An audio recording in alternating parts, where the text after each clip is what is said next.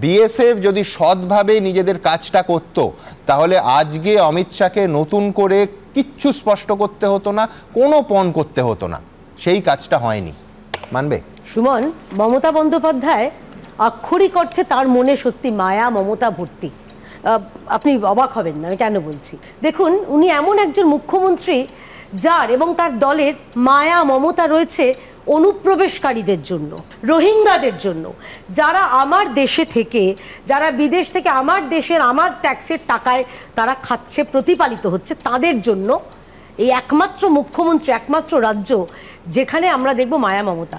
আমার আগের বক্তা বৈশ্যানরদা তিনি বললেন সোনালী বিবির কথা। আমি নিজে একজন মহিলা, একজন গর্ভবতী মা, তার কষ্ট আমি বুঝতে পারি। আচ্ছা, এই গর্ভবতী মার কষ্টটা মমতা ব্যানার্জি বুঝতে পারছেন কি?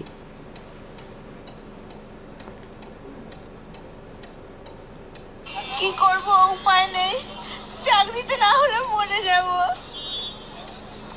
সুমন, ইনি একটা গর্ভবতী মা। উনি তো খুব মানবিক, আমাদের কথা যদি চিন্তা করেন।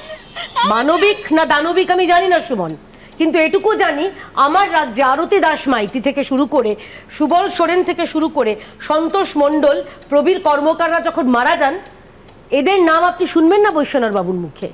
কারণ এরা হচ্ছেন তৃণমূলের দুর্নীতির শিকার। এরা হচ্ছেন সেই যোগ্য শিক্ষক যাদের কলমের একটা খোঁচায় তৃণমূলের অনিচ্ছার কারণে তারা দুর্নীতিকে প্রশ্রয় দিয়েছে বলে তাদের চাকরি চলে গেছে এবং এদের মৃত্যু হয়েছে।